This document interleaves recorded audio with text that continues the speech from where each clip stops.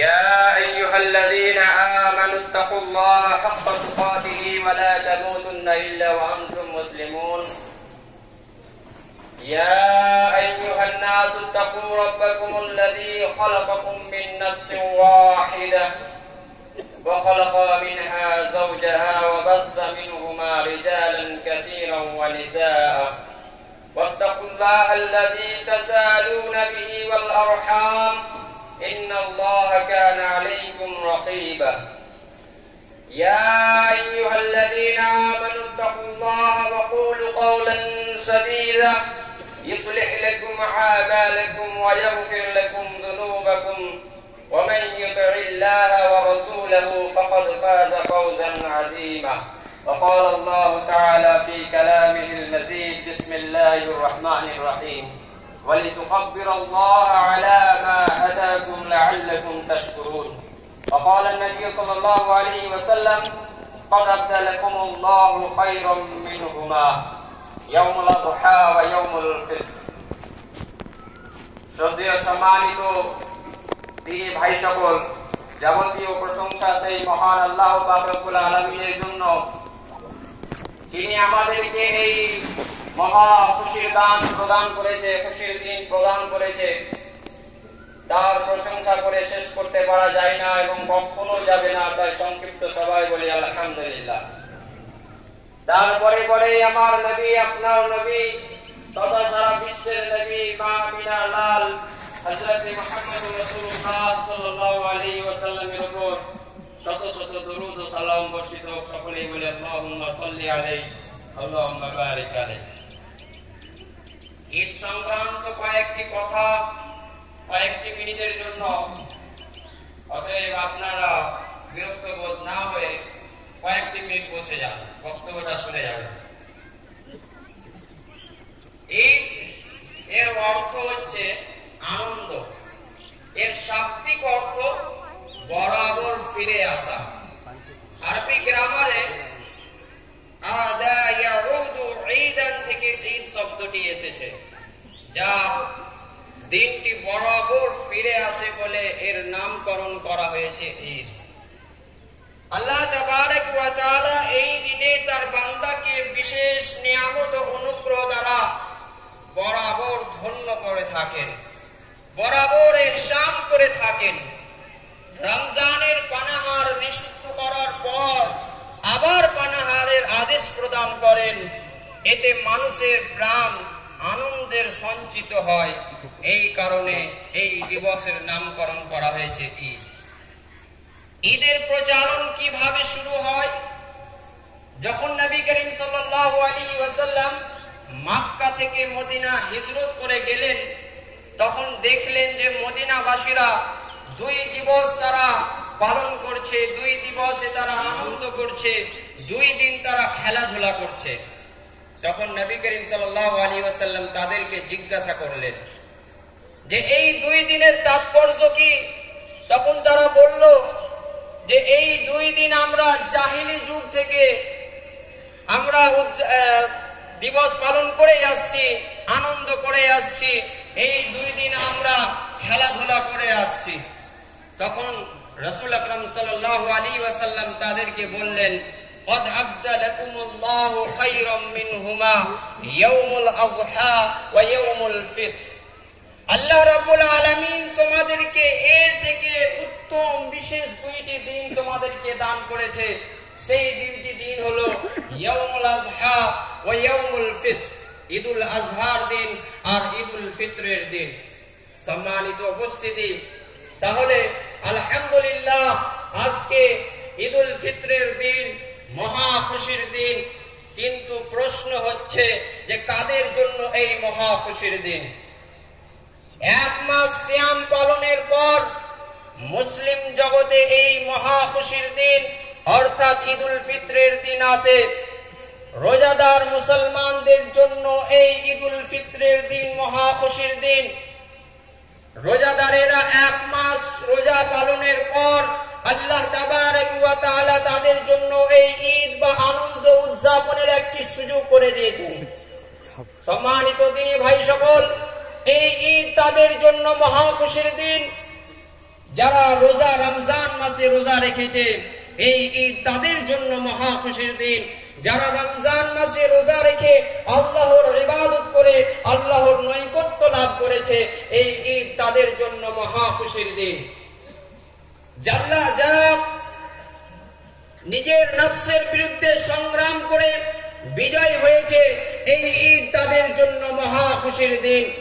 একই সাথে এই ঈদ তাদের জন্য আফসোসের দিন, তাদের জন্য শাস্তির দিন, তাদের জন্য লজ্জার দিন।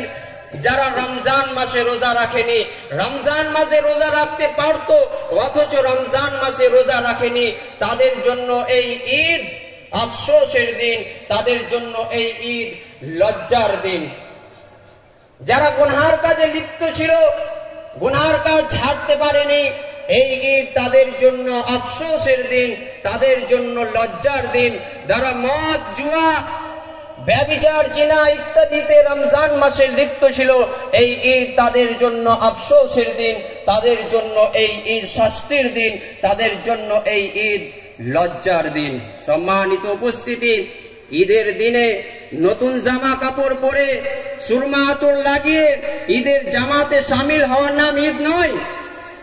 একজন বিখ্যাত আরবি কবি তিনি লিখেছেন, লাইসাল ঈদু লিমান লাবিসাল জাদীদ, ঈদ ওই ব্যক্তির জন্য নয় যেই উত্তম পোশাক পরিধান করলো, ইন্নামাল ঈদু লিমান আবিদাল ওয়াঈদ, ঈদ ওই ব্যক্তির জন্য যে আল্লাহর ধমক থেকে নিরাপত্তা লাভ করলো। তারপরে তিনি দ্বিতীয় লাইনে লিখেছেন, ঈদ ওই ব্যক্তির জন্য নয় যে অনেক সুগন্ধি ব্যবহার করলো আর মনে করলো আজকের দিন ঈদ, বরং ঈদ হচ্ছে ওই ব্যক্তির জন্য, ওই তওবাকারীর জন্য যে আজকের দিনে এই তওবা করে যে আজকের পর থেকে আর কোনোদিন গুনাহের কাজ করব না। প্রকৃত পক্ষে ঈদ হচ্ছে ওই ব্যক্তির জন্য। তৃতীয় লাইনে তিনি লিখেছেন, ঈদ ওই ব্যক্তির জন্য নয় যে দুনিয়ার সৌন্দর্য মাধ্যমে সুসজ্জিত হলো আর মনে করলো যে আজকের দিন ঈদ, বরং ঈদ হচ্ছে ওই ব্যক্তির জন্য যারা তাকওয়ার পথ অবলম্বন করলো। চতুর্থ লাইনে তিনি লিখেছেন, ঈদ ওই ব্যক্তির জন্য নয় যারা জন্মগ্রহণ করলো আর মনে করলো আজকের দিন ঈদ, বরং ঈদ হচ্ছে ওই ব্যক্তির জন্য যারা আজকের দিনে সমস্ত গুনার কাজ ছেড়ে দিল। প্রকৃত পক্ষে ঈদ হচ্ছে ওই ব্যক্তির জন্য। সম্মানিত দিনী ভাই সকল, খুব সুন্দর ভাবে তিনি লিখেছেন। তাহলে আমরা বুঝতে পারলাম যে ঈদ কাকে বলে আর ঈদ কাদের জন্য। আল্লাহ রাব্বুল আলামিন কোরআন মাজিদের মধ্যে বলেছেন, ওয়ালিতুকাব্বিরুল্লাহ আলা মা হাদাকুম লাআল্লাকুম তাশকুরুন। আল্লাহ রাব্বুল আলামিন তোমাদেরকে এই রমজান মাসে যে সব নিয়ামত দান করেছে, মাগফিরাত দিয়ে যে তোমাদেরকে হিদায়াত দান করেছে, তোমরা সেই সব নিয়ামতের শুকরিয়া আদায় করো। এই জন্য আমরা এই মহা খুশির দিন 2 রাকাত সালাত আদায় করে শুরু করি, আল্লাহর ইবাদত করে শুরু করি, আল্লাহর শুকরিয়া আদায় করে শুরু করি।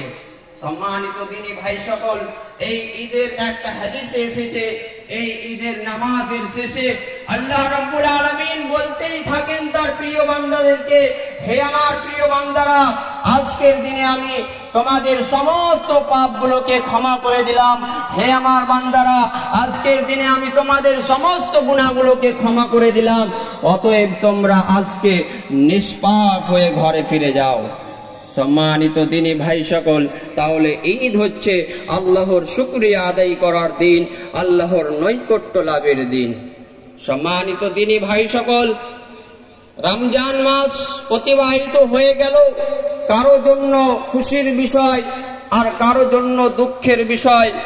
যারা এই রমজান মাসে রমজানের রহমত বরকত থেকে লাভ উঠাতে পেরেছে তাদের জন্য খুশির খবর, আর যারা রমজান মাসের রহমত বরকত থেকে বঞ্চিত হয়েছে তাদের জন্য দুঃখের খবর। আর কিছু মানুষ রয়েছে যারা শুধু রমজান মাসে ইবাদত করে আর বাকি 11 মাস ইবাদত করে না। বিশর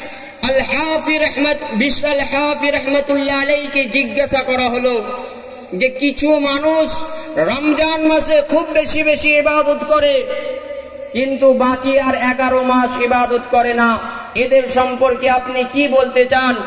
তখন বিশর আল হাফি রাহমাতুল্লাহ আলাইহি তিনি বললেন, এরা এমন সম্প্রদায়, এরা এমন মানুষ যারা 1 মাস আল্লাহকে চিনে আর বাকি 11 মাস আল্লাহকে চিনে না।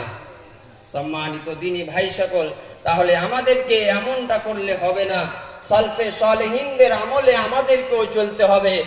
6 মাস আল্লাহ তাবারক ওয়া তাআলার ইবাদত করে আল্লাহ তাবারক ওয়া তাআলার কাছে এই দোয়া করতে হবে যে হে আল্লাহ, এই রমজান মাসে আমরা যেইগুলো ইবাদত করেছি আল্লাহ তুমি সব কবুল করে নাও।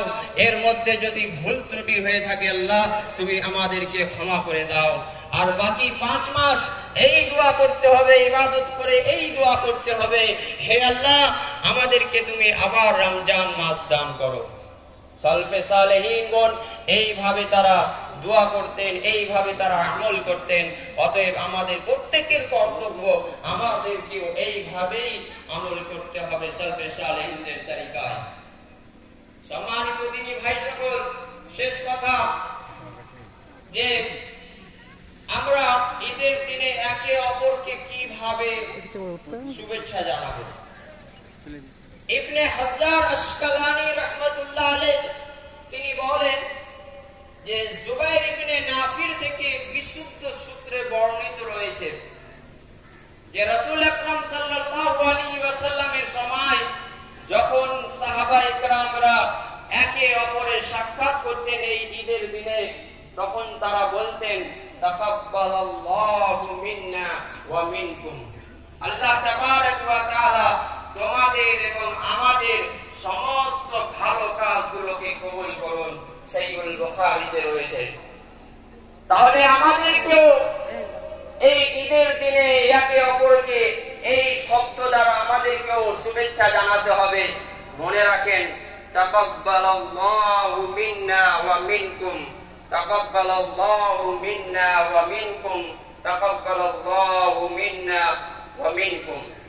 এখান থেকে আমার বক্তব্য ইতি করলাম। পরিশেষে আল্লাহ রাব্বুল আলামিন কাছে দোয়া করি আল্লাহ তাবারক ওয়া তাআলা যেন আমাদেরকে সঠিকভাবে ইবাদত করার, সহি আকীদার সাথে চলার, দ্বীনে ইসলামের প্রতি টিকে থাকার তৌফিক দান করেন।